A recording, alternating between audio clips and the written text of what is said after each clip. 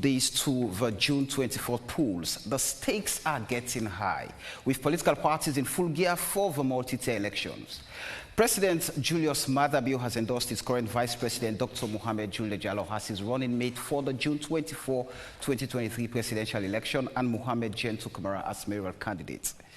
He made these endorsements at the final day of the 13th National Delegate Conference of the ruling Sierra Leone People's Party, held at the Bintumani Conference Center in Freetown. The conference was themed towards a radical transformation counted against since 2018. The endorsement came after weeks of speculation that Jallo was going to be dropped by the president. The conference, according to the party's Secretary General Umar Napoleon Kurma, was to help party members appreciate the achievements of SLPP since it assumed the reins of power in 2018. The conference provided a platform for members to contribute to the party's manifesto for the June 24th elections. Since it came to power in 2018, the party resolved all the SLPP-led government has been to invest in human capital development and build a progressive society that embraces every citizen's aspiration. This aligns with our party's belief that a political party should have its foundation to advance a cause that is right and just. Otherwise, it is merely a conspiracy to seize power, the party's Secretary General Umar Napoleon Kurma said. Tonight, we're looking at the state of preparedness and the outcome of the SLPP Delegate Conference. My name is Samuel Wise-Bangro, and this is AYVN Sunday. All right, good evening and a very warm welcome to AYVN Sunday here on AYV Television on Channel 33, on the STV Channel 399, on Radio FM 101.7, and on all our different social media platforms, especially AYV News Facebook page, where you have the opportunity to contribute to the show. Make your input, ask your questions. We only do admonish and plead that you tailor your comments to the issues being discussed here tonight. Today, we are analyzing the state of preparedness and the outcome of the SLPP Delegate Conference. Here with me, I have a star-studded panel to help me unpack the issues for the next 2 hours. I have Leonard Thompson, who lectures political science at Frabe College, one of 3 constituent colleges of the University of Sierra Leone. Leonard, good evening and welcome to AYVN Sunday, and a happy new year to you. And a happy new year to you. Long time. All right, I also have Thomas Dixon, media, political and social analyst. Thomas, good evening and happy new year. Thank you very much. Good evening. All right, I have Barrister Ibrahim Tomi, Executive Director, Center for Accountability and the Rule of Law. Good evening and welcome to the show, Barrister Tomi. Good evening. Thank you very much. I have the country's Minister of Information and Communications, who is a strategic member of the Sierra Leone People's Party, Mohamed Rahman Soare. Good evening and welcome to AYVN Sunday. Good evening, Sama. Good to be here. All right, I'm going to start off the conversation, but just before I come back to you for your precursory remarks, gentlemen and lady, let's go back to the first day of the conference where President Bio made a call for unity in the country and the party, and then would come and have conversations around what he is planning to do with the party for the June 24th polls. This now my first national conference as leader of the Sierra Leone People's Party, and I want to say to everybody, this kind of meeting, this family meeting is very important for you all, because now we can gather zeal for go face the 2023 election when we just a month away from now. For make we do that, we need to close the ranks. We need to come together. We need to settle the differences among we normally can do because of the elections that we don't go on. So when we don't gather so, I want to make we come on at this meeting as a united Sierra Leone People's Party. We will forgive one another all the mistakes there, all the blabber, everything we don't say, we hurt the other. We will come on after this meeting as a united force. Too many things have been done and said. We can stay in some people they eat. But We have a moral obligation as a party, the Sierra Leone People's Party. When we fail not only ourselves, but also this country. So for me, the Sierra Leone People's Party, now the best thing will happen to this country, because when we do good things, then this country will go before. If we internal wranglings, we small plabber come inside, it will deprive this country of growth and development. And we don't forever allow that to happen. Why we deny now for make sure say, not just the scorecard that they read about the many things that we don't do, but also, for make we gather, put ourselves together, tie with Oja, the collective Oja, so that when we face the APC, when at the main opposition, we not forget any runoff. All right, that was a call for a united Sierra Leone People's Party by its leader, who doubles as the president of the republic. Leone, I'm going to start off with you for obvious reasons. So listening to the leader of the SLPP calling for a united party and describing the SLPP as the best thing that has ever happened to this country, and looking at the preparations ahead of the June 24th polls, first off, what's your precursory remark on the statement of President Bill, leader of the SLPP? Of the SLPP? Well, in terms of unity, and because the actual element I got from it was it's a clarion call to his party, but I think we should take it also as a wider kind of picture where it's a call for all of us to actually unite, have a peaceful election cycle, and ensure that we on June the 24th, we actually go to elections, we go vote, we go back home, and we wait. You know, because I think sometimes the excitement gets a little bit too much, and also there's always this fear of violence as well. So I think for me, my take home from that is to ensure not only within his party, but also as a nation that for our country that is a democrat, we normally say it's a democratic state. I think we have to show as if we're mature each election cycle, that we vote, we campaign, we can support whoever we want, we go vote, and then we come back, because there's a time for campaigning, there's a time for also governance. There's a time to ensure that when we finish voting, whoever wins, we accept, and we continue our stride to nation build, because at the heart of it, it is important that we understand that it is a process to ensure that we have a better Sierra Leone. You know, instead of all this kind of wrangling, you know, it is a process, it's a means to an end, and the end is to ensure that we have a peaceful, stable, prosperous Sierra Leone. Famous. President Bill is one of two already known presidential candidates for the June 24th elections, with Mohamed Siba of the NDA, the National Democratic Alliance Party. Now, the president said the internal wrangling in the SLPP, being that, according to him, the SLPP is the best thing that has ever happened to this country, the internal wrangling deprives the nation of a developed, of development and prosperity.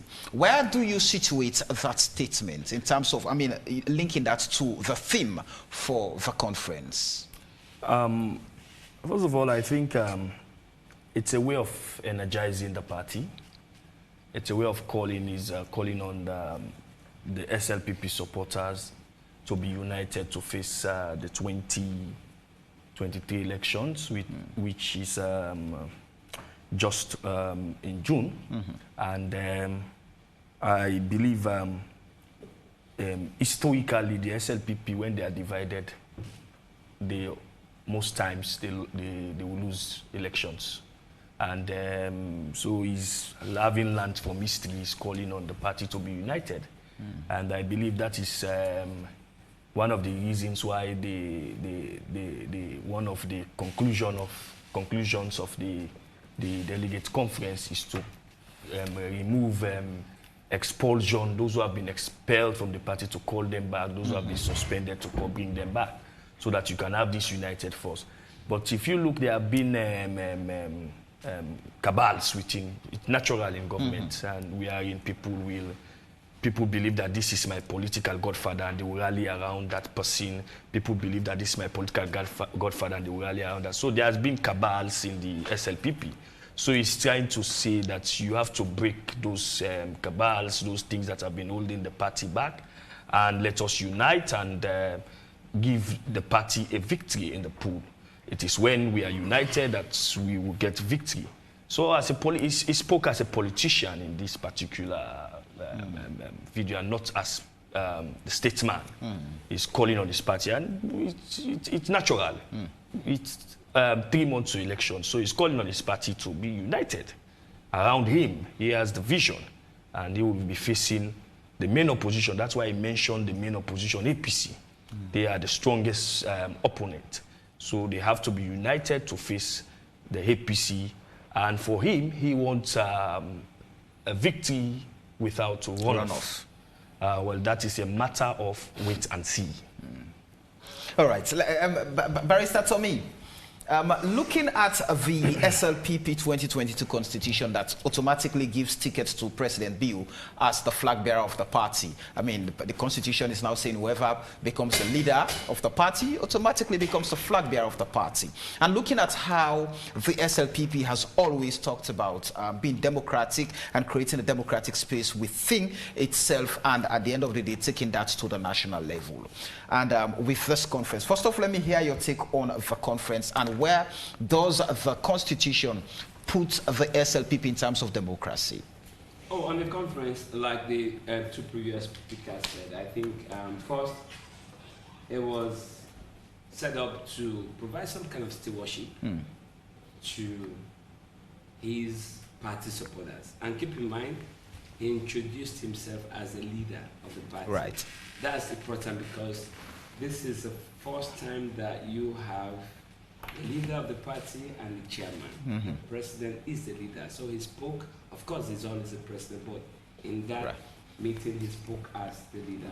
First he wanted to say, here's my scorecard. That was the theme of the conference. We are here to let you know what we've done in the last 5 years. That is, honestly, I think that is important.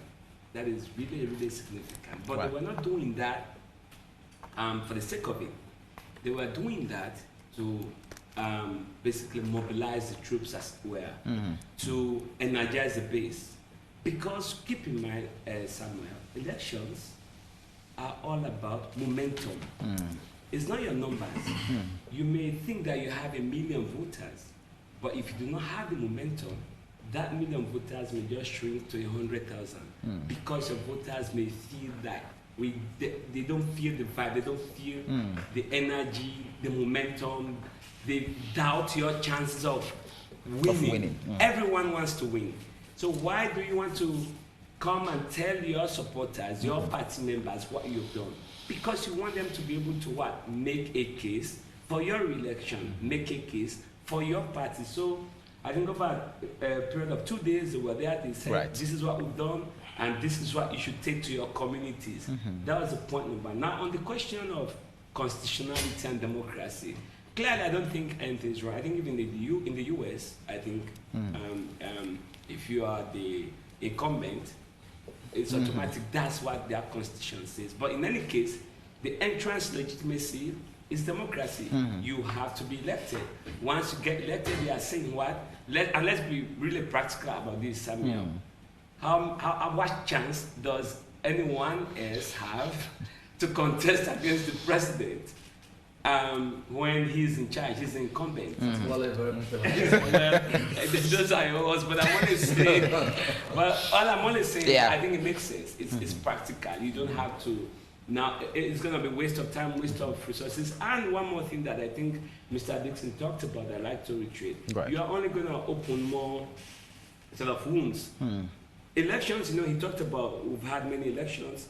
You remember the women's wing or national women's leader election? Now, that was something that really sort of almost halved or sliced the party, especially the women, into two groups, right? I think he was there to say, listen, we know we've stepped on so many toes, we've had elections, and it hasn't gone everyone's way, but it's time to get back together and campaign. One final point I'd like to make on that, it's not just about elections, it's even about distributing this, the spoils of war, as it were. We've won the election, so what next? We haven't gotten the jobs, we haven't gotten the appointments, we are not, the ones in the offices. We were the ones who worked hard, we were the foot soldiers, but you've, abandoned us. It was time for him to say, listen, you may not have gotten the jobs, you may not have gotten the appointment, but it is still your party. We have done something. So there are certainly not just in the opposition, the APC or other opposition parties, even the ruling party, there is a lot to mend, there's a lot of healing that is required. So I think it was an opportunity for him to make that point and see how he can mobilize the troops. All right, let's hear from a member of the party. Looking at what happened there and with the submissions that have been made by the three panelists, we go back to the elective conferences that you had prior to this conference, and we saw what that's left behind. To a point, somebody was telling me, in fact, President Bill has his own candidate even for the chairmanship, and his wife has had another candidate different from the president's candidate who was supporting. And the person was telling me, well, that's the clear democracy at work. But in terms of healing the divide in the party and getting the support and the united force the president is preaching about, is the party that solid to have gotten a unity amongst itself at this point to face the opposition, as the president put, as the party's leader put it, for the June 24th elections? Absolutely. The SLPP has a history of not only uniting the party itself, but also uniting Sierra Leone. You remember independence, when you had those disparate interest groups, the SLPP then provided a rallying point to bring all of them together so that we could ask for and get independence without a shot, even though the APC had other ideas, right? So the SLPP provided that. When during the very debilitating civil war, you see, when there were very entrenched positions, it was again the SLPP who was able to build that national consensus, to bring that war to an end, demobilize ex-combatants, rebuild this country, and set it back on a firm foundation. So, the history is replete with the SLPP, solving these problems. Internally, that is the beauty of our party, So, in the run-up to the 2018 elections, you know the amount of court cases we had. Many people felt the party was literally hemorrhaging to anemia, but it didn't. We were able to bring the cracks and crevices together. That is, we are a very resilient party. We were able to pull all of those together and beat a political party that was entrenched, that was talking about 50 years in power, that had all the state apparatus at their disposal. So, we are a very strong and resilient party. Talk about the internal wranglings. Like I say, we have the scars to show for that, but we have always emerged out of those things stronger than before. How are you going to deal with, let's go just quickly, I'm curious by what lawyer Tommy submitted earlier. How are you going to ensure that those who felt that they did all they could for the party in 2018 and the party won, they were not compensated, they were not looked at, they were not even considered for jobs and all of that, and there's that deep-seated disgruntlement. How have you been able to address that as a political party? Well, so let's put it this way. We all live in Sierra Leone. Nobody descended from heaven here, where probably there are abundant opportunities. Opportunities are few and far between in this part of the world, and indeed everywhere else. We also understand the pattern of government of the previous administration, right? It was very systematic, rigorous, vigorous marginalization of, people perceived to be frontline partisans. I got sacked from a public service job anyway, so many others could not even have a shoe in. So, I mean, that's a story. So you are talking about 11 years of backlog of people who never had an opportunity to even be called in for an interview. So that's the number you are dealing with. So within 4 short years, you are not going to be able to resolve all of those. But the important point is, this president has been all over this country. At each of those opportunities, he has addressed his troops, like Tommy chooses to call them, right? He has addressed members. I don't know, you call them disgruntled members. He has addressed members of varying sentiments, right? Those who think they have not had an opportunity, those who might have had an opportunity, but not the ones they had egged for, all of those things. So he has never missed an opportunity to address them. Us as his key apprentices, we have also done that every inch of the way. So the troops are mobilized. And, it might be me today, some other day it's going to be another party person, right? So all I will use this opportunity to tell them is that even with the APC, they were here 11 years, they had the fastest growing economy, they had a mass army of unemployed youths after 11 years. We have only been here for 4 years. We are doing our very best to not only, because remember, most of these youth missed out on schooling because of the war. So that is why government is going very heavy on technical vocational education and training, so that we could give them the necessary upskilling to prepare them for jobs or for self-employment or entrepreneurial skills, right? So that no one is left behind in the end. Lena, you the political experts or the scientists, you've always said that the politics we practice in Sierra Leone is that of compensation rather than competence. And looking at what we have, the duopoly of APC and SLPP having dominated the political space for forever, do you see a party like the SLPP, where you have many, who would then go and, Samuel being a member of the SLPP, offered a job, and I feel like I'm being paid $1 million, or Leone 1.5 million, and I have to abandon the job. These are the stories out there. I have to abandon the job because I feel that does not pay me, that does not take care of my monthly needs. Then I have to stop and be running after Mohamed Gento, Lai Lawrence Lima, Ingasandi, because I know when I meet them, what I get is more than that. But then how do we ensure that those who do not have access to the Mohamed Gento, the Jacob Jusu Safa, they feel like this is our property, this is our party? How do they resonate with the ideology of the party to keep the party in power like the president is putting it? For me, I really don't understand why we have a system where in order to get a job, I need to join a party, or if I have to be chasing ministers and so forth in order to get a job. I really don't understand that concept, because it basically leads us to the situation where we are now, where when political parties take power, automatically people assume, they assume, okay, it's our turn now. And it undermines the state. It undermines our, because you're putting sometimes these people who are chasing jobs, sometimes they are not competent enough. In the West, it's come down to those who lobby, those who pay some money to a candidate. It's all there. It is evident in politics, whether in Sierra Leone or abroad.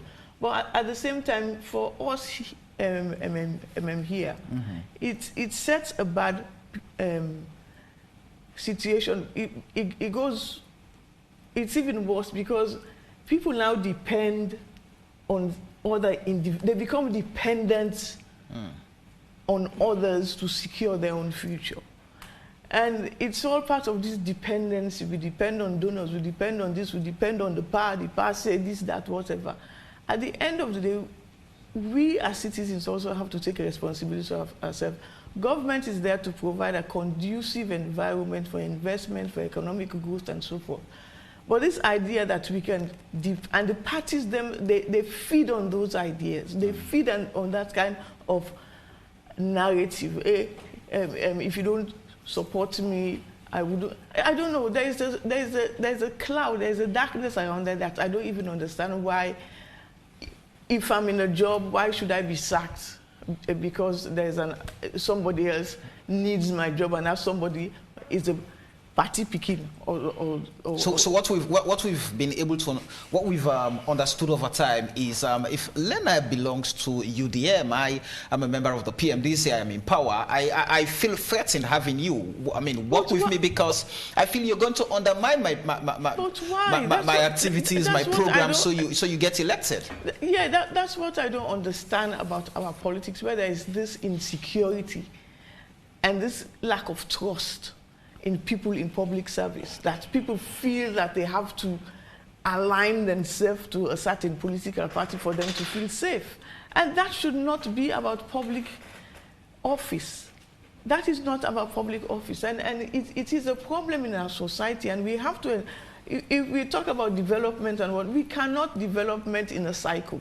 When one party comes, we remove this, you know, that is a problem. And I don't get it. I really don't get it. I still don't even understand why it's even a thing. People feel disgruntled, and I will not get it, so we not whatever. I don't even get it, because at the end of the day, when a party is elected, the party does not govern its own supporters. It governs everybody. Likewise, an MP. If an MP is elected in a certain area, he's supposed to ensure that he actually looked after the whole of the people. But this idea that APC this, APC that is our fundamental. When we talk about our political system, we paper over the cracks. These are the things that we have to speak about. If we don't speak about it, it will continue. And this idea we're developing, we are not going anywhere. You know why? Because we have this kind of nepotism and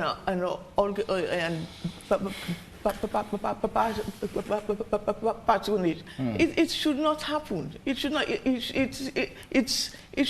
It should not be the case that I will benefit just because. So as you said that, Thomas, looking at the practice over time, the complaints that have been coming in since the SLPP took over power, for example, in 2018, you have many who said, "Oh, now we fought for this party. We don't send out this party. We don't do all what we can do for me. That the party don't win." Instead of they appoint with and they count people them from overseas, and all of these are things within the party. And so the leader of the party is cognizant of that, which is why he's calling for a united force now. I mean, irrespective of the complaints, the animosity here and there, but there is the leader thinks there is a purpose. The purpose is to get the SLPP re-elected. Now, but how do we, as a nation, see the SLPP play the politics of getting all of those disgruntled members to understand that, well, how do you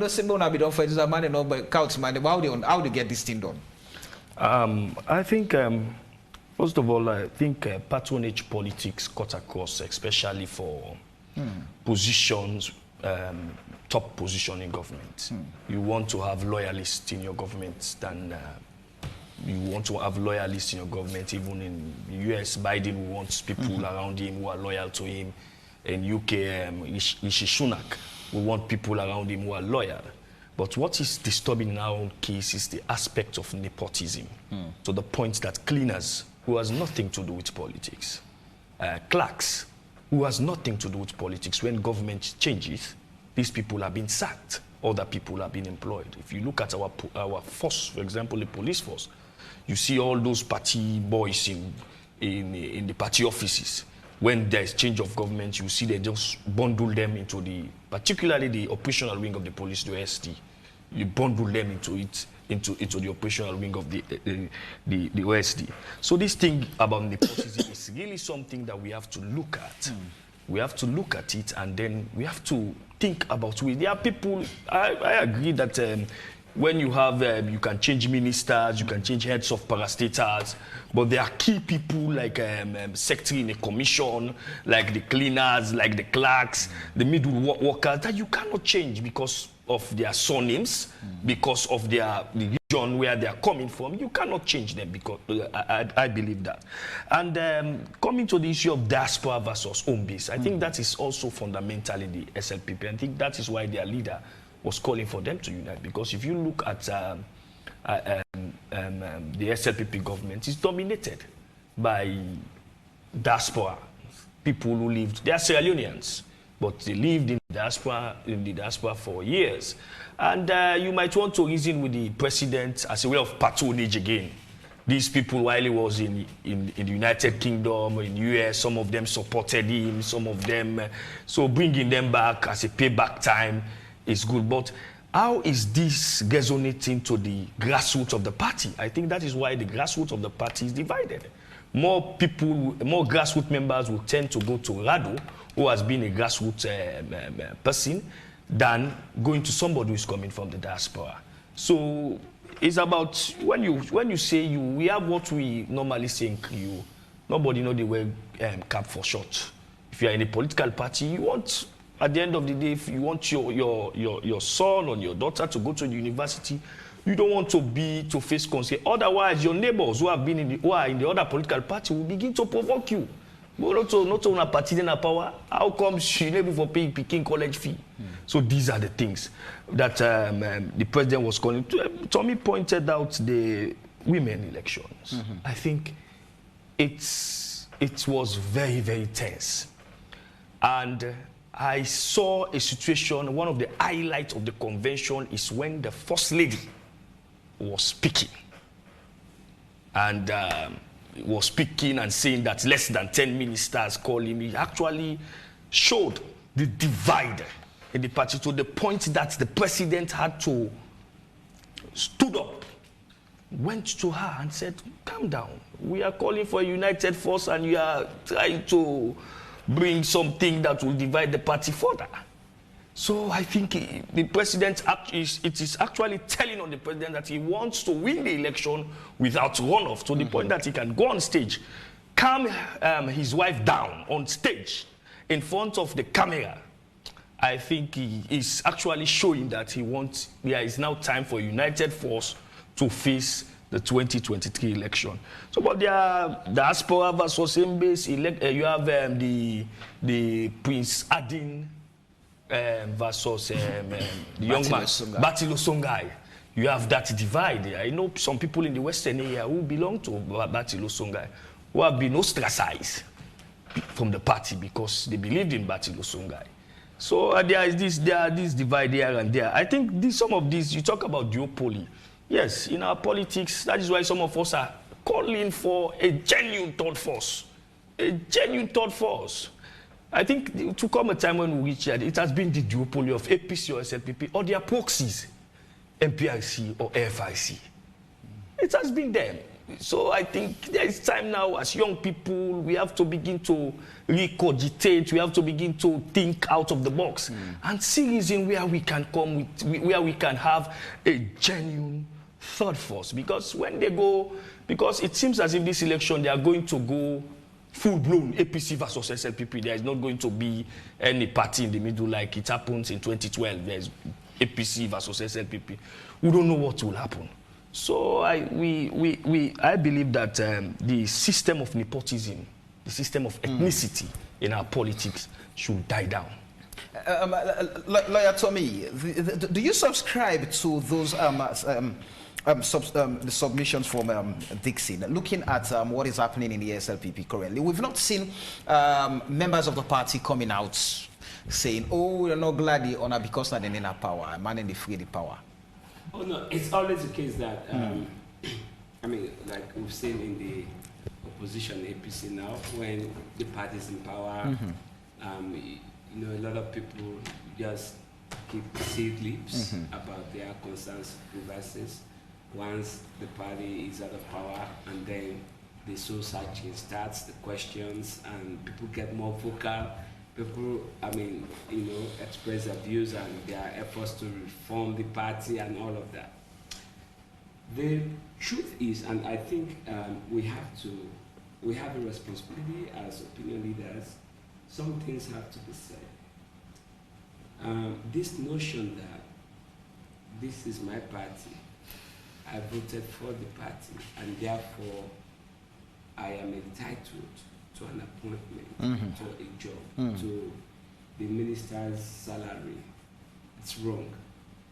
It's not healthy. But it's perhaps a function of how political parties are organized, right? In the sense that people believe, and I think politicians help, sort of promote or grow that thinking that once you support the party, that party gets elected, your life is going to change. But the truth is, they actually see members of their party whose lives have changed since they got elected. So they feel like I'm equally entitled to that. It is made even worse when they feel like I contributed more than that person. I'm getting less. So that sense of disillusionment and all of that creeps in. It has to be said, though, that if you put your resources in, by the way, I do not begrudge anyone who gets compensated for his efforts, for his resources, and everything that he did to get in the party elected. Safe to say investments. Hold on. Provided it's not investment. In the US, in the UK, you have big spenders, people who contribute more to fund elections. I mean, let's stop being really utopian about this thing. It's real life, right? People spend their resources, they spend their time, they spend all night. I was a politician at Fulbright College. We would spend all night scheming, planning, campaigning, room to room, 12 midnight to 4 a.m. We were not doing that because we wanted jobs. We just wanted to have the bragging rights on campus, right? Our own side of the divide won. That was it. But in real life, you have to pay bills. People invest time, resources to get rewards. What I do not agree with is, of course, when you're making appointments, political appointments, like you were saying, you're going to look at that. Provided the person is competent. At the end of the day, it's about, is he or she competent? Can he do the job? But it is what our Constitution says, right? The Constitution says the president can create offices and has the power to nominate for the most part, and Parliament confirms, right? So if he sees and believes that you can do the job, and that's where we question his wisdom, right? We can't disagree with his wisdom in the sense that we can say the person you have appointed is not competent or he's not doing a good job, but he still has a constitutional right to do it. So if you believe that somebody has invested, is loyal, can do the job, I have no problems with that. But this notion that once your party has won, your life is going to change, automatically, it's not a way to go. But when we say that, you then leave the person asking himself or herself, then why do I need to do anything? What's the point? What's the my point benefits? of queuing up to vote? What's the point of queuing up to register? What's the point? Then you now have to look at the bigger picture. So as a party, you now have to say, okay, you may not have gotten the jobs, you may not have gotten the appointments, but see what we have done for the collective, which is why you have to grow the private sector. This notion that government is going to be the only employer is not going to transform our country. It's the private sector all over the world. It's the private sector that's the biggest employer. That's why you have to encourage more businesses to grow, right? Even here, people think government is the biggest employer. It's not. It's still the private sector because you have a lot of people in the private sector. Those petty traders, the one that they set up, Okada rider, these are all members of private sector. You may think they are informal. If you're not working in the company, yes, they are all part of the private sector, right? They are the biggest employer, not government. So the point somebody was making is true. Make sure you focus first on yourself. Listen, if you are not employable, I'm sorry. Even if you work from Kailan to Djibouti for your party, you're going to struggle to get a job. So acquire an education, acquire skills, make sure that you put yourself in a position that's going to make you really, really competitive for the jobs that are out there, which is why grab every opportunity that exists. Send your kids to school if you have missed out on that opportunity. Make sure, again, the family structure of Samuel, I can go on and on about this forever. The problem is, and these what politicians are not telling our people, if you are poor, and listen, I come from a very, very humble background. This is nothing against poverty. It's a poverty-stricken country. But if you are poor, you live in a mud house or in a tin shack, and you're giving rise to, 16 kids, 10 kids, 8 kids. You can't even take care of one of them. Good chance that most of them are not going to come out well. So this notion that Allah won't begin them and they get company papo. No, you're just multiplying poverty. When I was a youth, I was never a problem for any government because I went to school. I was a leader as a youth. Nobody ever problematized me. I was never the subject of any proposal because you have to plan for the kids you raise. But we never talk about this. We pretend like, oh, the youth man a problem. Listen, not to government one problem. Think about your family structure. Your kid, Samuel, think of this. Your kid is going to a good school. Right. All of us here, you know why? They plan for us, or some of us we are lucky. So let's help our people to also understand that it's about empowerment. It's not just about policy. And that, just out of curiosity, takes me to the theme for the conference. That towards a radical transformation counted again since 2018. So if we're talking about, for example, jobs, how do we satisfy party loyalists, and how do we take that to the broader context of providing jobs for Sierra Leoneans? Let's count the gains since 2018. Here. Don't pigeonhole this argument. Don't just come to jobs. Towards a radical transformation. To everything. I'm saying count Ibrahim. Count the gains. Let's count the gains. About his new family planning consults. I think PP readily has a consultant in him, so I'm not going there. I'm going to concentrate on the radical transformation bit of it. Okay, so you're talking radical transformation. I'm going straight to the issues headlong. We have been a very gradualist nation for the longest time, for the better part of 60 years. President Bill became a leader by popular vote in 2018. He embarked on a path of radical transformation. Let's talk about free quality education. Let's start right there. Tommy is concerned about the many kids born. That is why this president has found a place for them in the sun. Any Sierra Leonean child born has a fair and square chance of going to school to be able to realize their fullest potentials. In fact, if you are a lady, a girl, you do very well in all your transitional exams, you go to university, you undertake STEM courses, chances are that from pre-primary school, you go to university without paying a fee, right? Radical transformation. For the very first time in over 60 years, Sierra Leone now has a student loan scheme. This is something, I went to school with guys who were far brighter than me. I'm sure each one of us seated around here, some of them dropped out of schools because their parents could not afford to pay for their universities, right? So that is now history with the enactment of the student loan scheme and commencement of implementation. So that's in itself radical transformation, right? You're talking about abolishing the death penalty. When when human rights and others are in retreat in many African countries, according to many global reports, Sierra Leone is keeping it Sierra Leone is keeping it at the heart and center of everything we do, right? This president abolishing the death penalty, in spite of reservations in government, amongst various segments of the population. That is radical transformation, right, in itself.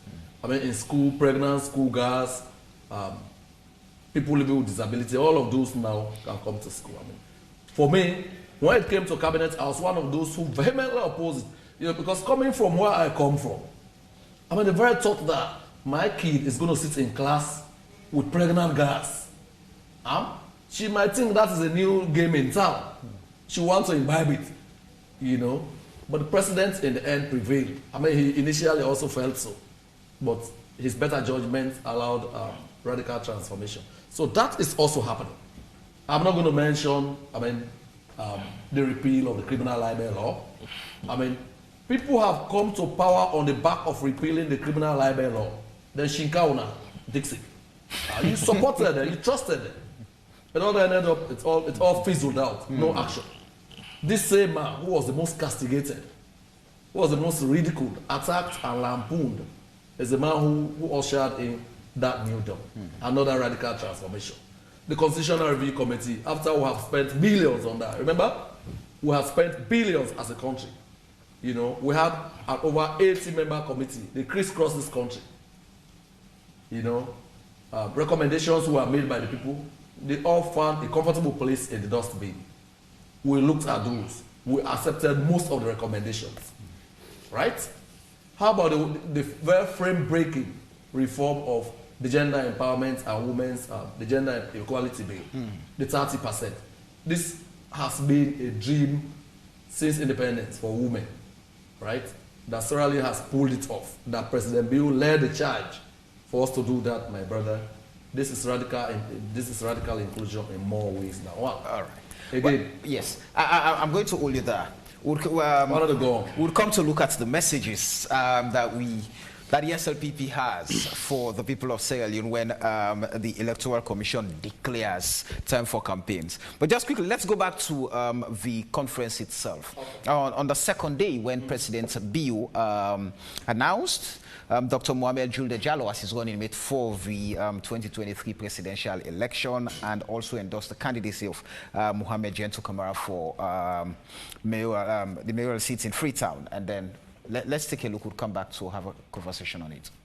At the closing of the two-day conference, President Bio confidently stated and assured his party membership that the SLPP will win this year's June 24 election without any runoff, emphasizing that is the most important message he wants supporters to get as a take-home. President Bio said he will lead them to victory because his battle is the Lord's. He described the SLPP as a great family and believes that whatever they decide as a family will come to pass, whilst concluding by announcing his running mate for the June 24 election.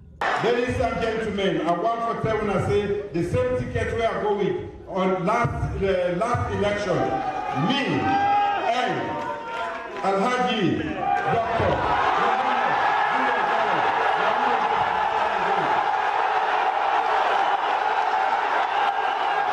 Accepting the endorsement, Vice President Dr. Mohamed Gento Jallo expressed gratitude to President Bio for the confidence to choose him again as running mate for his second term. I want to tell His Excellency thank you for the faith and the responsibility we're giving me these 4 years, when to the best of my ability, I don't try to perform out for satisfy. I want to tell His Excellency thank you for renewing in confidence in me for October 2023.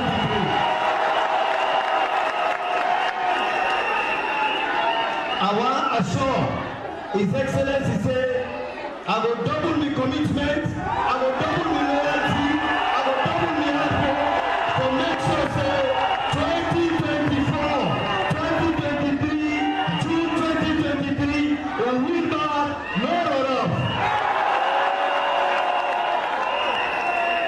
One country.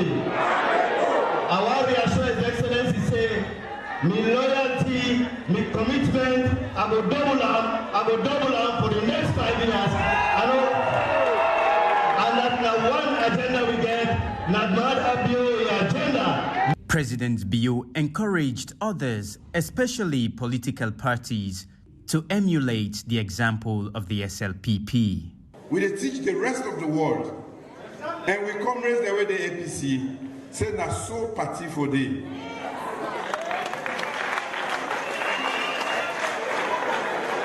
Happiness, discussion, accountability, transparency. Now we see not so.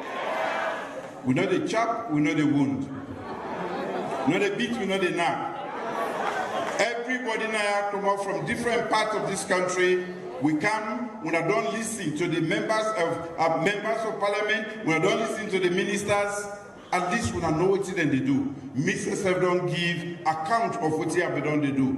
Of course, some of when they feel them, when they see them, but I been feel say it's necessary before we go to the next election for make we come gather and get this deal. Because of course, we'll come on now, nobody knows it before we again. All the delegates in the hall endorsed Dr. Mohamed Gento Jallo as President Bio's running mate for his second term, Salifu Kamara, AYV News. All right. So Lena, let me hear you on. It's almost unprecedented for the SLPP. It's not surprising. It's not surprising. It was the obvious choice, I think. So if you have a team there that you say it's the winning team, then I guess that's what you go for. But you know, it's not everything that is surprising. What would have surprised us was for him to change him, because there were all kinds of rumors and so forth, you know. But it would have been better if it was a female, actually, VP. So, Dixon, I mean, weeks before this announcement, there were speculations that the leader of the SLPP was not going to go with the deputy leader of the party as his running mate for the June 24th presidential election. There were, I mean, these rumors around him going in with the 2018 presidential candidates of the NGC. Of course, they are in negotiations, talks, and all of that. And at the end of the day, the president, the leader, appointed his deputy leader of the party as his running mate again for the 2023 elections. I think there were no signs that President Bio was going to ditch Julde for another person. In 2002, Akaba going into the case, there were signs. Before that, there were signs that Jodembi was not going to be the only mate anymore. In fact, there were people, all of the ministers then were rallying around Solomon Berewa, at that time being it was the Attorney General and Minister of Justice. But in this case, there were no signs. And I listened to KKY's leaked audio. Right. And he said he's 61. And in the next 3 years, he will resign. Meaning, in the negotiation of alliance, there is nothing like he will be given vice presidential position. And looking at Mohamed Jallo as person, I think he's been very subservient. He's been very loyal to President Bio. And there are things that he should have taken the glory for that. He refused to take those glory. Like, for instance, the MCC scorecard. He is the chairperson of that committee.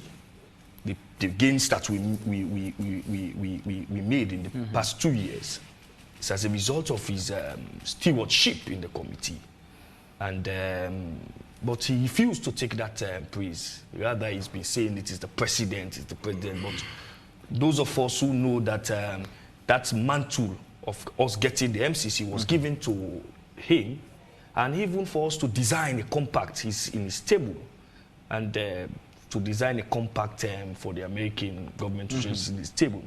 I think what happened on that day is that President Bio is deliberately selected Julde Jallo to put the opposition in what I would describe as catch-22 situation. How is that? Yeah. Our politics is patronage politics. We know Julde is fuller. He has some background in Putloko, he has some background in Kono. So having him will give you some form of support here and there. And you know, the last ticket of the APC, Samura Kamara and Cherno Majuba. Cherno Majuba grew up in the Western area. He married to a fuller in Kenema. He also has some form of influence in that part due to his marital relationship. So it's like putting it to the APC, I've done mine. Are you going with Chernobyl again as running mate, or are you going to have a woman? Because we've been hearing of, as Lena is a woman, we've been hearing of Yvonne Akisoya, we've been hearing of Diana Konomani. So it's like telling the APC, I've done mine. I believe in this team. This is the team that handed me victory. And I believe that this team is going to give me victory with no one off again. Now, you go and have your convention and come and give me a vice president that is equivalent in terms of personality, in terms of pedigree, in terms of intellectual capacity, like Julde Jallo. So the APC is now in a catch-21 situation. Are we going to have Chernobyl is from the western area, or are we going to look for somebody who is influential in the southeast? So as to break the SLPP dominance in the southeast, so able to, because our politics, like most parts of the world, we have red district, green district. The party that is able to make enough inroad in the opposition's district is going to win. And so Julia coming from Putloko. Coming from Putloko, grew up in Kono, and so on and so forth. So all of those factors play in. So is the APC going to stick with Cherno Majuba, or are they going to? Either way, the APC is going to lose some form of support. If you are going to ditch Chernobyl for another person, you have to think about the vote of the Fullers. The Fullers are very, they are growing. They are very prominent. They are very rich. So if you are going to lose the vote of the Fullers. If you are going to stick with Cherikuku, who is going to make that impact in the southeast for you? So these are all the things that is going to play in the minds of the APC. Did all of these considerations, did they come into play just at this conference? Or because I'm asking, going back, when President Bill was endorsed in Bo as the party's flag bearer and being the leader, many said, oh, the president for just not appointing running mate once, I mean, let his ticket come out clear. Well, politics is timing. It's about momentum, as Tommy said earlier. I think this was the right time for him to have endorsed Julde as his running mate. And as you said, it's unprecedented in the SLPP. Right. It's not part of their history. In 1967, when they lost, 1964, when they lost Milty Magai, it was supposed to be Dr. Kaifa Smart, but he was ditched for.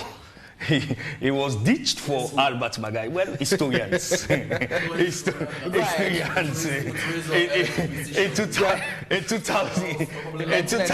2002, he was supposed to be Temjo Dembi, and then Bewa came up. And then you also look at the history of our vice president in this country. Look at even in 2012, there were rumors that President Kumar was going to ditch Sam Sumana.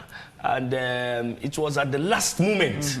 It was at the last moment that President Kumar announced that Sam Sumana is his running mate. And we all saw what happened. But in 2012, President Bio had Dr. Kadisi, because Dr. Kadisi also had the same political sort of background, like Julde, born in Putloko, grew up in Moyamba.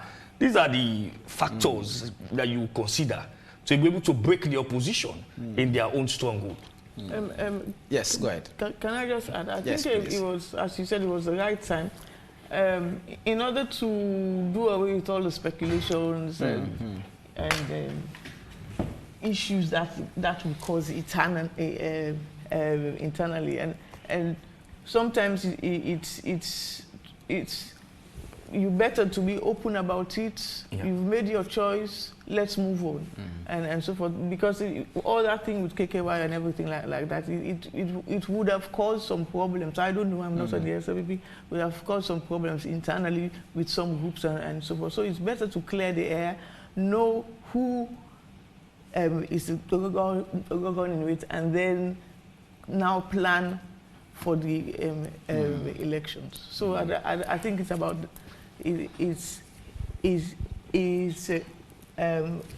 a good timing as well to all right. Yeah.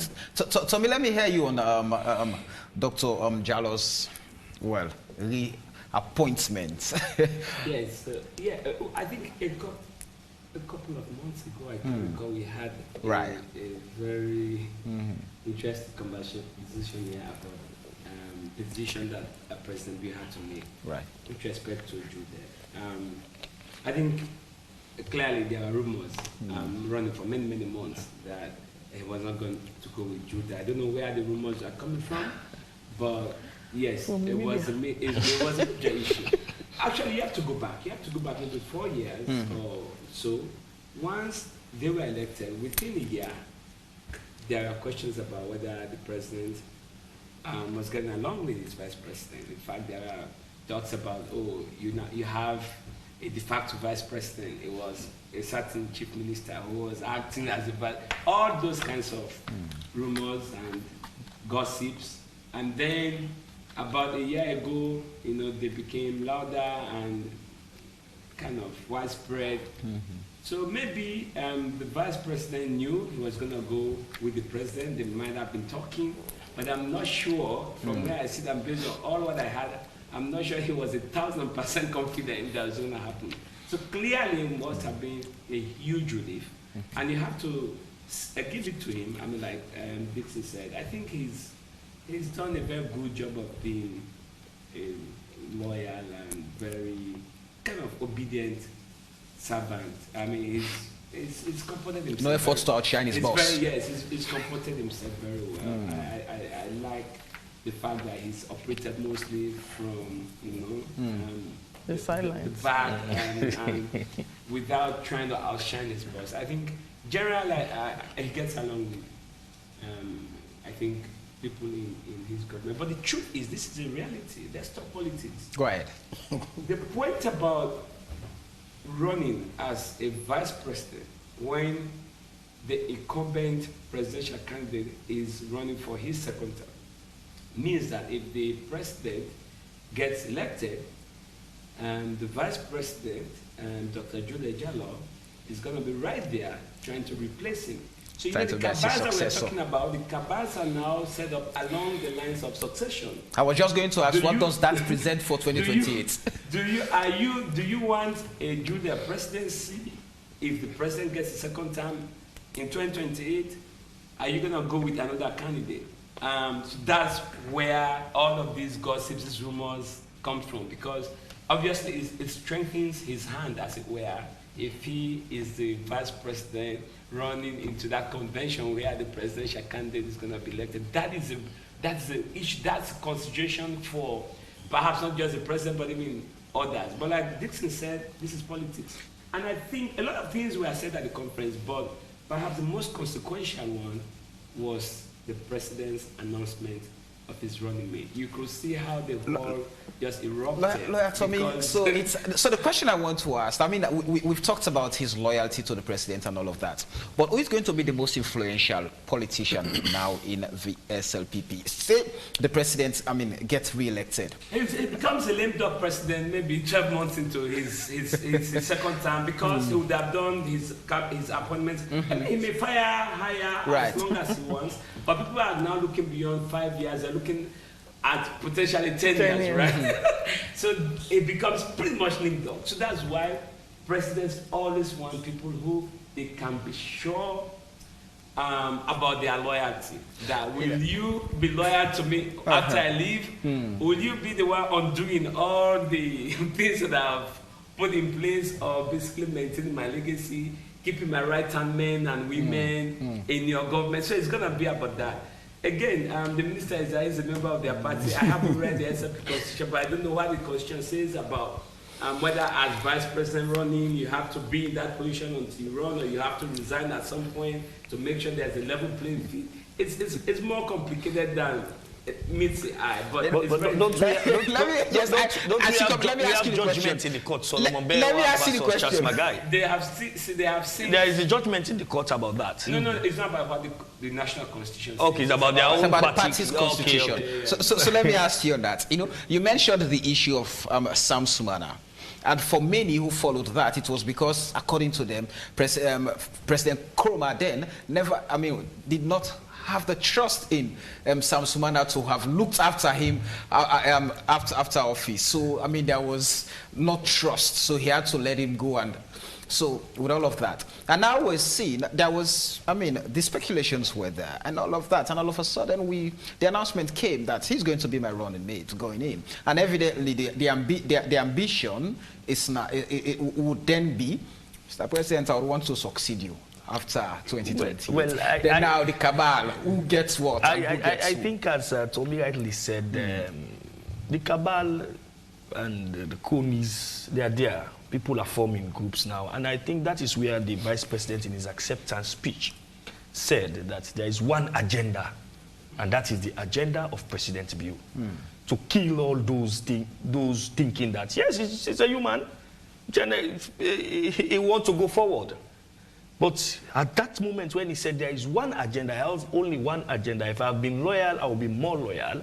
If I have been committed to you, I will be very, very committed. I will redouble my efforts. I think that is where it takes this whole, it took this whole thing out of the people. And there is wide celebration in the hall. Not just in the hall. I think the other day was going to Loco in Lunge. There are people were there welcoming him. And that is showing you that although it's about loyalty, it's also about political positioning.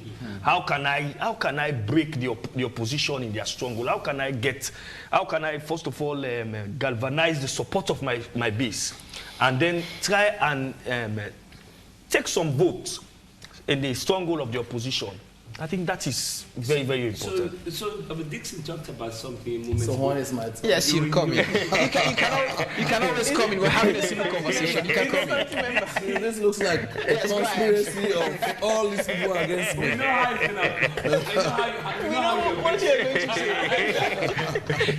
You already met. We are not at the conference. You participated there. You are compromised actually.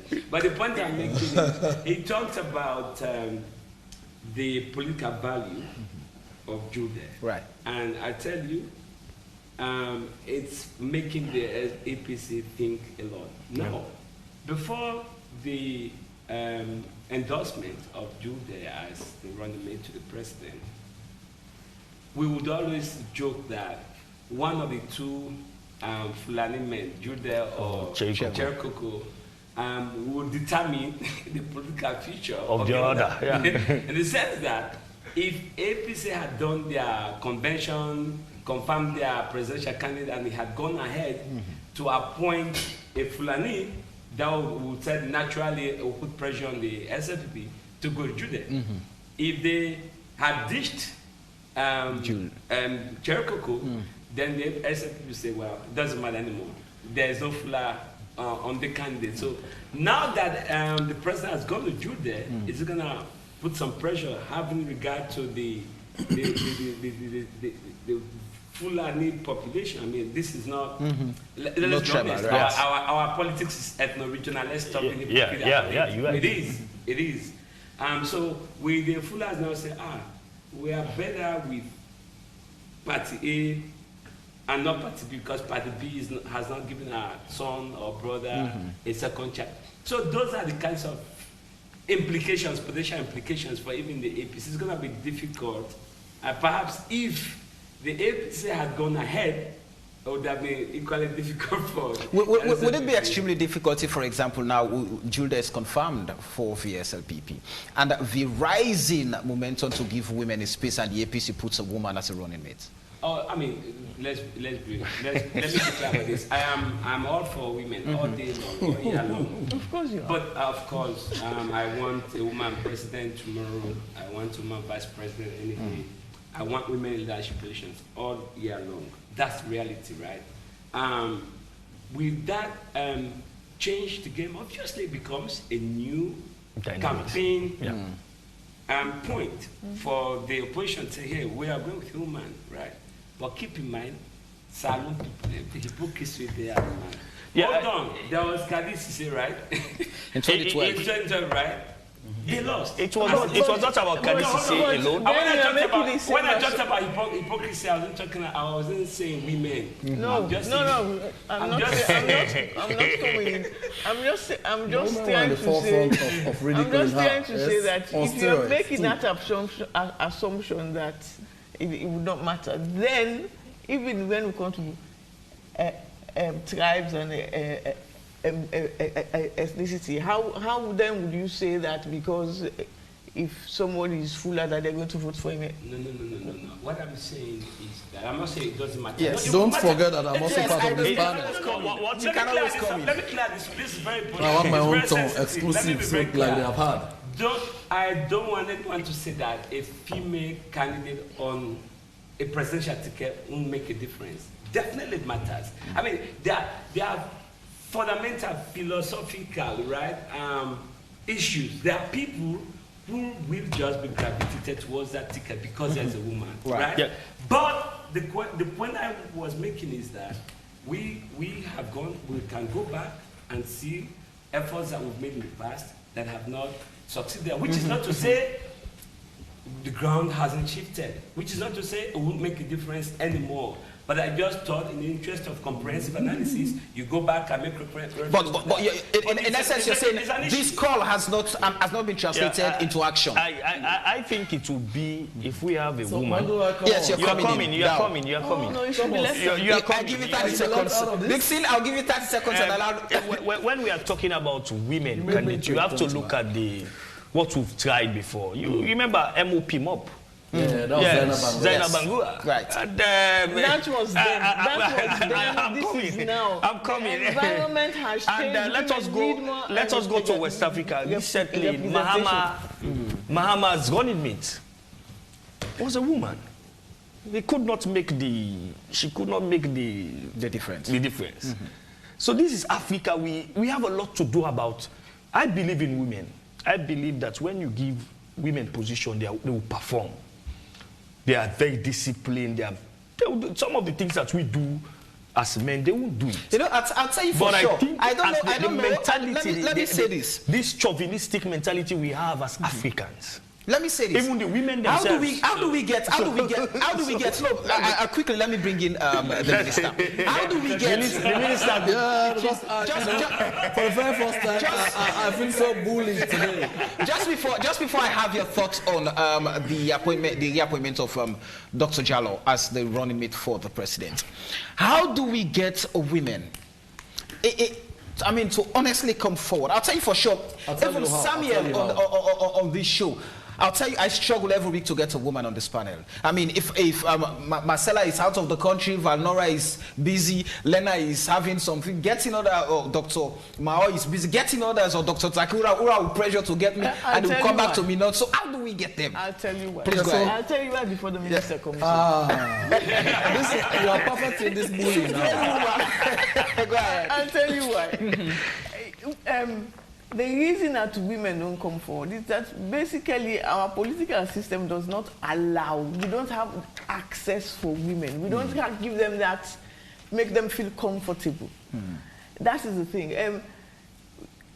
Majority of our women are not confident in themselves. That is a fact. That is a fact. I'm a woman, I see that every day. Even in class, you have to basically pick them out and actually ask them questions. Yes. Okay, so let me also chime in on this a little bit before I move on. I think the question you asked was even getting women on this program, right? Not going forward to politics generally. Right? So nobody bullies you here. You come here, you know this stuff, you are protected. I mean, this is a very decorous and civilized conversation. Right. But that's quite an issue. Where it is part of these things, His Excellency is investing in women. You know, I just mentioned earlier that once you're doing STEM courses, you go to university, you don't stand any risk of dropping out if you are committed. If you're doing STEM courses, science, technology, engineering, mathematics, you know, you can go through university without having to pay a fee, right? This is all part of the women's empowerment commitment. Again, President Bio has gone down in history as the only viable presidential candidate who stood any chance of winning the elections to have appointed a woman as a running mate, Dr. Kadisi. But you know, to me and the speakers before me have explained the politics around that. Even the very women who shout on rooftops, who want other women in leadership, were nowhere to be found rallying around her leadership call. So, but that's another matter. You know, the Women's Empowerment and Gender Equality Bill has been passed. We understand women are being bullied. That's one of the strong cases we made for the PR, right? Women are bullied out of competition, they are scandalized, they are stigmatized, every kind of thing, everything is thrown at them, you know, by way of getting them out of the way, so that the Marco men, it becomes an exclusive Marco men's club. But that is all being removed. Those obstacles are now being removed. So again, Lena, this is the moment people like you must now bring the women out, build the necessary confidence in them so that they can come forward, you know, and play the much needed leadership role that has been trusted upon them. His Excellency really believes that when you get women right, when you get them in leadership positions, you know, they can do the country a world of good, right? So that's important. Dr. Jallo's appointment as running mate for the second time. What does that bring to the SLPP for the June 24th polls? Probably unlike many of the other commentators, yeah, I had the privilege of, attending university with Dr. Jallo. We were classmates for 3 years, so I know him very intimately.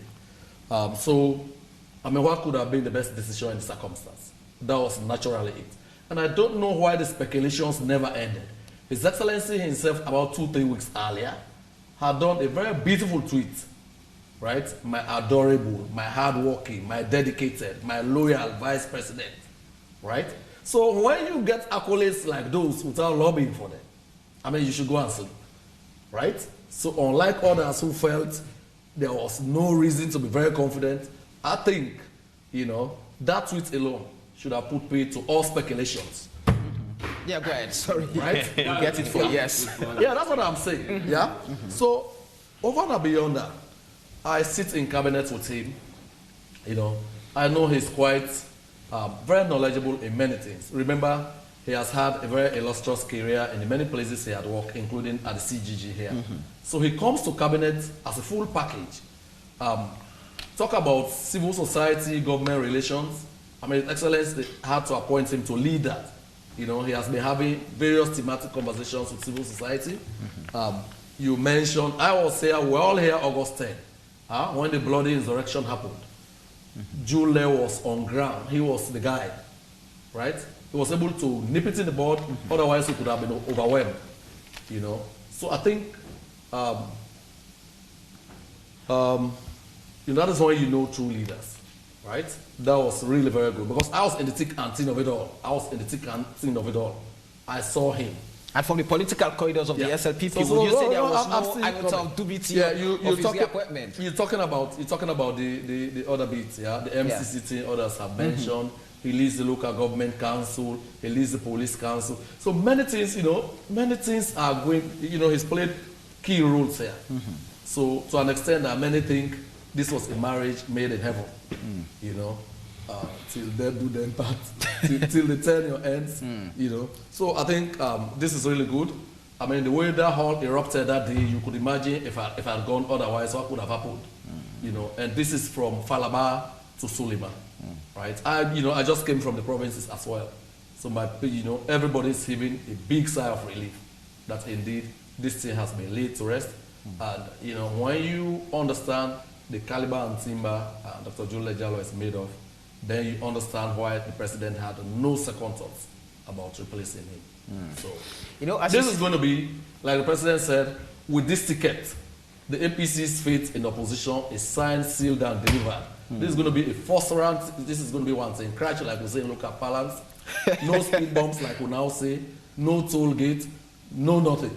Straight to State House. Let's bring in our audience into the conversation. Just before I take some of the messages, first of all, even before I start to read them, I have to apologize that I do not have time to go through all of them. Please, you have to forgive me. I can only go through some of them. But just before I start taking them, let's quickly go to the streets and listen to what ordinary Sierra Leoneans, perhaps supporters of the SLPP, have to say with regards to the reappointment of Dr. Mohamed Gento Kamara as a running mate for President Bio. Selection with the president of the running mates for this ticket, this year elections, the right choice for the president, because we can have concepts. See, running mates in the second term. They could say Patronage Kamara, we choose Dr. Dembi. So this like change I use very well. So man have been always the same history in this country. So he break that silence. Choose the Julia. Again, for me, he won with Sam for these elections. So Julia had the right choice for Madam Bio, then a loyal and a humble. Then you see the developments are put up on this thing massively. We of course now will be so you get the particular school, you get the massive building, and so other rules already construct. So I believe say this is a right choice for people therefore really happy for this selection we Madam Bio do for them. Jallo is one of the best vice presidents ever with SLPP done through the leadership of His Excellency Julius Madabio. You understand? And we don't see the initiative we don't come with like the party advice in your mental strength. We don't put up like the block of the street and even the country as a whole. You understand? A humble man, you understand? He humble to the boss, even humble to his subjects then. If you do something, put in boss one. A very proactive politician, you understand? So you can tell the appointment, not a surprise to me, not a surprise to SLPP, not a surprise to me, and me do the Jallo at Delta, because anybody who can wait to push SLPP before, the supporter, even coming after Mother Bio in time don't know, at Delta strongly back with the SLPP supporter for like even lead the party, not to anything surprise, because we a party will not depend tribal or regional sentiment. As far as you produce, voting the people they want, so not that to do the thing.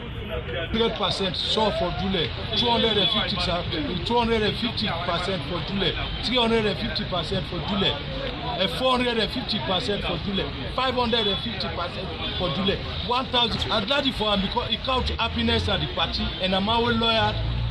It was he loyal at the party, he humble to everybody, he open up to everybody. So me 100% for Dule, 1,000%. Jallo.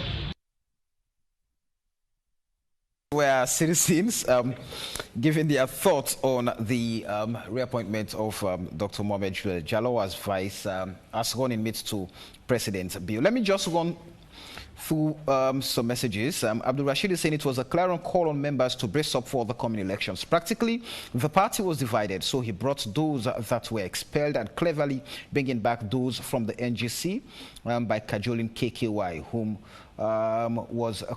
that was a cunning move to crumble the NGC. Swissman is saying, wait, I don't understand, or my eyes are not seeing. What is... okay, I don't understand either what you're saying because nobody's putting on combat here.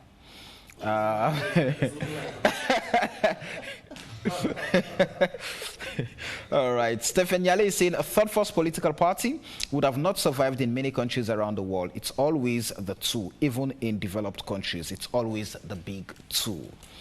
Eddie Grant is saying now politicians are coming down to the level of the youth to brainwash them again. Their numbers are all over. Just one call, they will pick up with speed. As soon as election is done, they would never respond to the calls.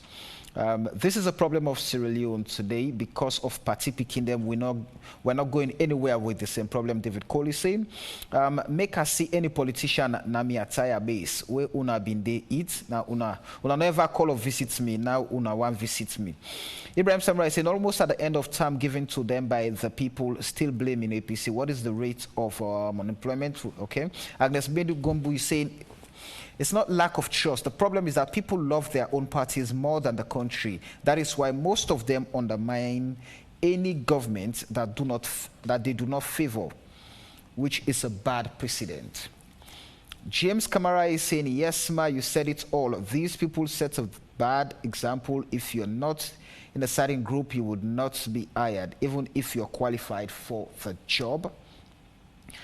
Citizens need to have an open mind to work with any government in power, whether they voted for that government or not. Agnes is saying, the Idishu is saying, if you really work for the people of Salone, you know they add you aid self for campaign, but Naya, this is Mona. Mr. Dixon, a genuine third force will never survive in our politics. Ask Charles Magai and others. The APC and SLPP would always rule. Eddie Grant is saying. Sam Conte is saying APC introduced bad politics in Sierra Leone and claimed they are the only suitable party to rule. Just 4 years in opposition, they've gone mad all over the place. Okay, politicians are broke. They knock on the doors on the rich to sponsor them. When they win, they consider them first, not based on competency. Eddie Grant is saying Sierra Leone will rise again under the most decent, tolerant, God-fearing party. Okay. Third force not survive in America and UK and other countries, and Saloni go survive. Abdul Jr. Case is saying the true leader to liberate the suffering of Sierra Leone. All right. I see so many campaign messages here. They expunge death penalty. Okay, our major problem as a people has to do with the fact that our presidents are normally broke when in opposition. Once they win, They become loyal to those diaspora people that contributed a few dollars to their election. They become captured by those people in the diaspora. Unfortunately, they end up compensating these people with positions they are never comfortable. All right, welcome back. We do apologize for that break. It was actually due to power cuts in the studio, but we're back. The show is still YV on Sunday here on YV Television on Channel 43, on the STV Channel 399, on Radio FM 101.7, and on all our different social media platforms. So I was just going through some of the messages on Facebook, but that's it for the messages. Let's look at what really should the SLPP do. I know there was also an endorsement for the mayoral candidates. So I would want to start off with you, Lena. No, I think you should have with the minister. No, I'll come to the minister. The minister is a defender here. No, let's do the attack. Let's do the attack. Here's the process of Gento. Dixie, let me hear you. Yes. Like at all other times before now. Yes, Dixie, let me hear you. I don't know where the endorsement is coming from, because you have other mayoral aspirants. You have one Reverend Thomas. You have one Cocker. Yes. These are guys also contesting for the mayoral ticket of the SLPP. So if the president is endorsing a candidate, it means that it's already concluded. Why would you say that? The president is a member of the political party, is a politician. And like any other member, you want to throw your support, you want to endorse a particular candidate. The president, when the president comes out publicly and endorses someone, it means something. What does it really mean? That game is over. There is no competition already. That means there will be no primaries if you say that. The idea of the SLPP being democratic is somehow confusing here. Because if it is democratic, you allow a level playing field in as much as you have. The president is a politician. He feels he can support. He can support Mohamed Gento Kamara, and someone else can support. If the president, if the president and his wife have supported different candidates in the party. I know Gento is a fine gentleman. I know he has done a lot to galvanize grassroots support in Freetown, but you have to ensure that the process continues. He goes through the process of election. Has the process been stopped? Yes, by coming out and endorse that Gento is the mayoral candidate. It's already an endorsement. Members of Parliament recently just endorsed Dr. Samuel Kamara. Does that mean yes, that means that their support? They are delegates. Those members of Parliament are delegates. They are telling you that we are not going to vote for any other presidential candidate again. We are going to vote for them. So what's the difference between the leader of the SLPP endorsing a candidate? We are talking about the leader of a political party. It's like a mother to all other candidates. It should ensure that there is level playing field for everyone. It should not come out and endorse when the process has not started. Those guys will be disgruntled, and at the same time, he's calling for a united force to support it. Reverend Thomas has his own support base. The Cocker, the young man Cocker, has his own support base. These people will be disgruntled that already the president has gone ahead to endorse it. The leader of the party has gone ahead to endorse a certain candidate, which has shut the door on competition. All right. Let me bring in Ibrahim Tommy on this. You know, I think it was the previous edition last week on this very show, YV on Sunday. I had Sigil Django, who was also, in 2018, he was seeking for the ticket for the National Grand Coalition to contest for this very seat in Freetown. And he said, well, he was called in and told, I get for step aside. Le ugi Johnny Tam, le one for the NGC.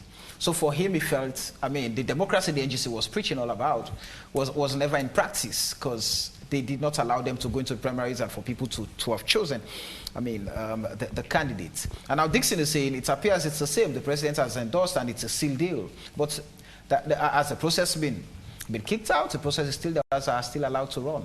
Oh, absolutely. I don't. Okay. What a presidential endorsement does is clearly it gives you an advantage, but doesn't make it undemocratic. There will be a process, right? You will have to contest and all of that. So that democracy, in terms of process, is that you will allow the candidates to apply, campaign, and allow the delegates to vote. That's, as far as I understand, that's democracy.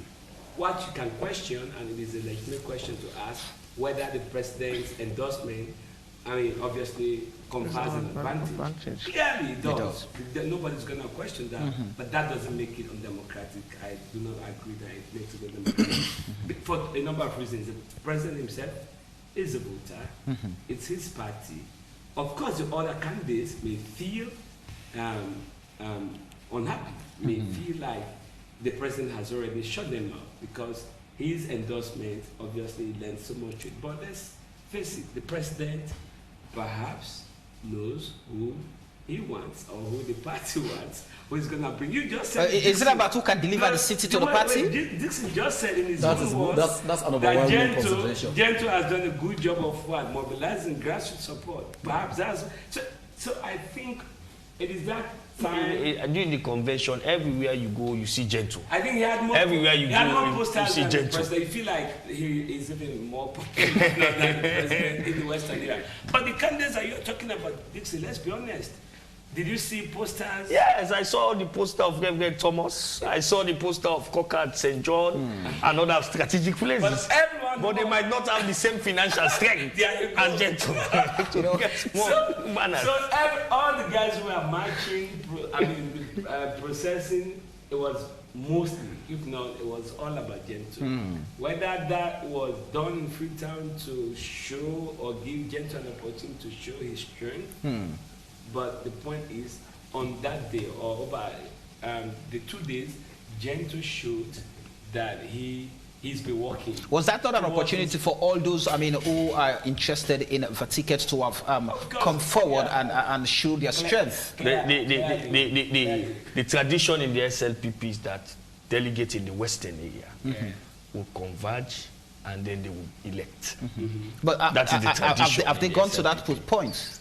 We don't know whether they will even go to that point, because if you talk to Reverend Thomas, he will tell you that he's been disadvantaged. Well, if they don't go to that point, Reverend Thomas has been in this. If they don't do that, then that's why you have reason to say that. You can say it compares. But clearly, let's be realistic about this. If the leader of the party, the president of the party of the country, who's the leader of the party, has virtually endorsed you, it means that you are showing. Okay, so let me share a little bit of SLPP history with you. Let me share a little bit of SLPP history with you. Of course, the difference there is you have a sitting president who is overwhelmingly popular with rank and file. No two ways about it with President Bill. But I remember, and I'm sure this will help jog your memories, there was a time when the late former President Kamara wanted Dr. Smart for party chairmanship as against, I think this was against mayoral or mayoral. You remember that? Yes, that candidate, in spite of all that weight, he was still beaten. The process played out. The difference is you now have a very overwhelmingly popular person, president, amongst the rank and file, right? It will confer advantage, no doubt, because, like my friend Thomas Dixon pointed out, Gento has shaken the Western area considerably well for even the blind to see that he's the man to watch, right? So the rest of the other processes will play out. Yeah, democracy has not been scuttled at all, not truncated. This was just the president, Maybe it was out of excitement. Who wouldn't be excited with that kind of large and massive show of strength here? I would have. Would you believe, would you trust the process that if they go into, they follow the democratic processes, things would go to play? Because I'm asking because the leader of the party, we are told, was supporting Batili Osonga for the chairmanship of the party, whilst First Lady was supporting Dr. Prince Alexander. By the end of the day, Dr. Adin won. It was not a public endorsement like this. It was not a public endorsement. The same example about he gave about Smart and Maigo Kalon. When President Kaba endorsed Berewa, we all saw what happened. And those who refused to support Berewa, the next day they were removed out of cabinet.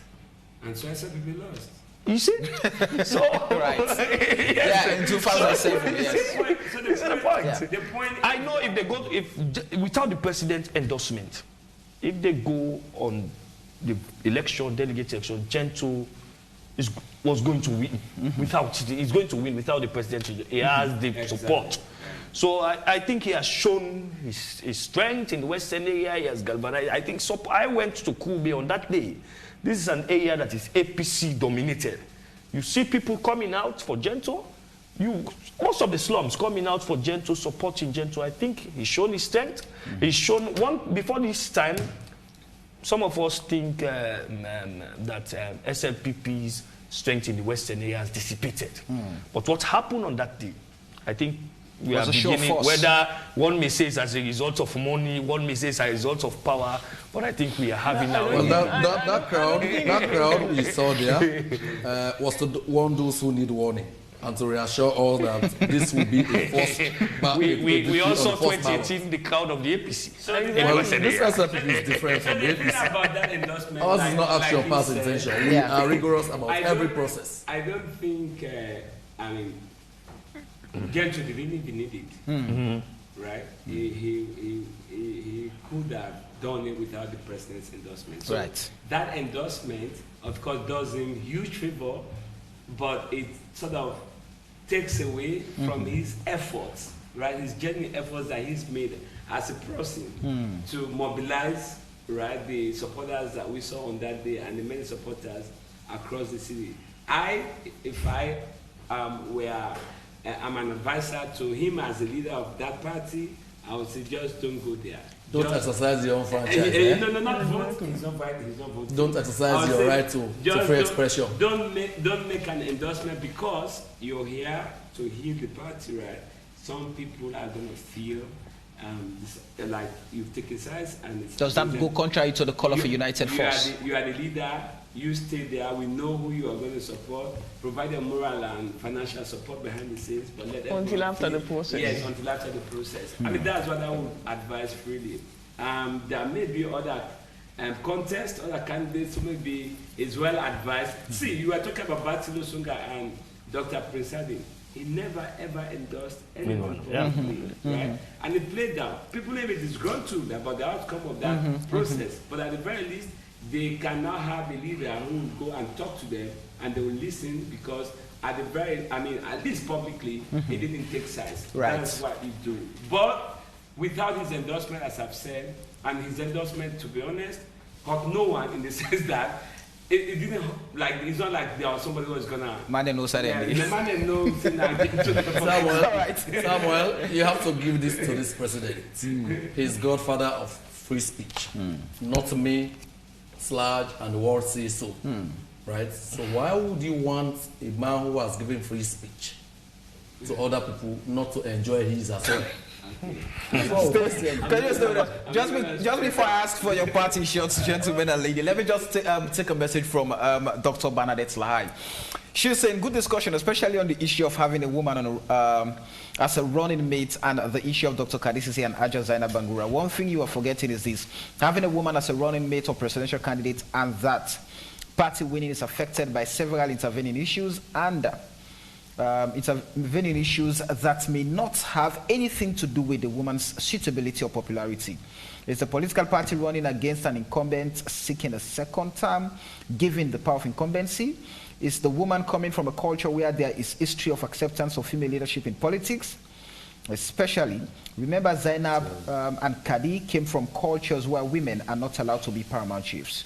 Forget about the argument of women not supporting women. Culture is a very strong intervening variable here. What was the level of conscientization of women for political leadership then compared to now? Things are changing and will continue to change. It also depends on the popularity of the presidential candidates running with the woman at the time. So there are many considerations regarding having a female running mate. Okay? Lena, let me hear you. I mean, what would you look forward to seeing in terms of democratic practices as we build up to the June 24th elections? I look forward to a healthy kind of debate between those who are vying for power. I look forward for us to engage ourselves and in that process find a solution to some of the problems in Sierra Leone. I look forward to a healthy, well-critic programs from actually both sides. If you look at their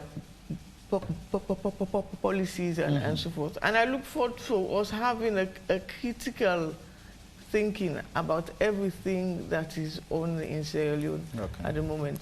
And also I look forward to a peaceful, I'm just concerned about a peaceful environment where we can vote, we make a choice, and we move on. There are too many things in Sierra Leone that we have to put right, instead of us going into this kind of bad politics that we see around. Dixon, quickly. Yeah, I also want to advise young people to be very peaceful.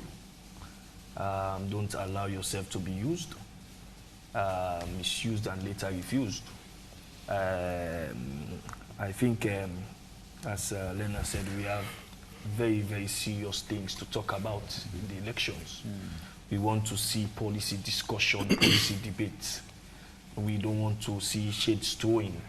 We don't want to see insinuations here and there or policies that are not going to work in Sierra Leone. And I'm a media person. I also want to caution colleagues, both traditional and we've been very, those of us in the traditional media who've been very, very much cool-headed. Those who are in the new media want to caution them to stop inciting tribal hate, ethnic, and so on and so forth. And let us look at the bigger picture. At the end of the day, it's Sierra Leone that will win. These people are competing to govern our lives. And finally, let me say this in Creole, make your neighbor plaba because of politics. Because you get to spend much longer time with your neighbor than you spend with politicians. Una can disagree. Una in diverse political groups. But at the end of the day, let us all be peaceful. All right. Ibrahim? Yes, clearly, the need for a peaceful process and a fair outcome, fair, transparent outcome cannot be overemphasized. It is absolutely important, which is why and we are very grateful to our funders, Osiwa and Irish Aid. We are working on 2 projects as seek to ensure that complaints that may emerge as part of the process are resolved speedily by the courts as well as alternative dispute resolution agencies or mechanisms. But more importantly, I like talking about peaceful elections. We think the security sector has a huge role to play. We need a professional police force that is able to respond to public other issues in a human rights friendly, professional, and accountable way. Where there are allegations of human rights violations, we want the leadership of the police, the IPCB, to hold police officers to account.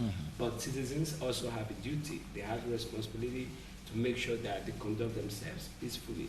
Again, as everyone has said, it's okay to disagree. I have always said it's a democracy. That's what democracy calls for. If you think you don't want the opposition to exist or the ruling parties for that to exist, then call for something else. Maybe you want a monarchical system of government, you want autocracy. It's a different thing. But we have said we are democracy. It's perfect. You don't have to agree with my views, and I don't even beg anyone to agree with my views, right? Just respect the fact that I have the right to hold an opinion and express that opinion. You have the same right to hold an opinion and express it. No fight, no war. Because no matter what complaints we may have about our country, the economy, the politics, the people, at the end of the day, we only have one country. It's better to live in a peaceful country and than running away from war or conflict. All right, Mr. Minister. So, you have to give it to the leader of the SLPP, who also doubles as president. It's very unprecedented for leaders since post-independence, and I want to challenge on this, to make their constituents to read their own report cards to them, in spite of those that have been read by international development partners, in spite of the beautiful testimonials they get on the campaign trail or on the Make the People Talk. So this is very important. that he subjected himself to that kind of, you know, scrutiny. People will ask questions, will respond to them. I think this is something like he mentioned that our brothers in the APC must learn. We have to exercise the ghost of Kaka and Owaeri. These elections will make sure they are about issues. We will make them about issues. Nobody is going to hide under the cocoon, behind the cocoon of Kaka and Owaeri. We want the alternative policies to free quality education that has brought 3.1 million kids to school, about 700,000 kids getting school feeding. We want alternatives to repeal of the criminal libel law. We want alternatives to the abolition of the death penalty. We want alternatives to 30% empowerment of women. We want alternatives to His Excellency making agriculture the major plank in the next agenda. All right. So we want those alternatives.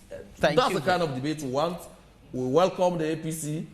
We really look forward to engaging them on these issues. Thank you. Thank you very much, gentlemen and ladies. This is where we end tonight's program. Many thanks to all of you for accepting and honoring our invitation.